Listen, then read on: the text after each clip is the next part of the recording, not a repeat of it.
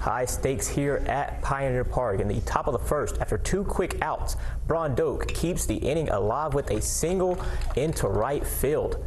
The next batter, Tate Jonas, is going to hit one down the right field line, and that one won't be corralled. And Braun Doak will come around all the way from first to score, and Post 64 takes a quick 1-0 lead. Zanesville looking to respond, and Solomon Norris will get the bats going with a lead-off single.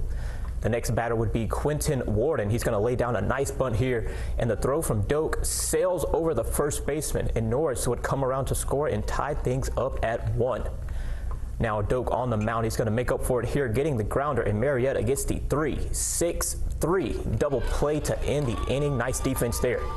Now with runners on the corners, Marietta playing some small ball. Jace Hilverding lays down a bunt that will score a run, makes it 2-1, and they jump back out in front.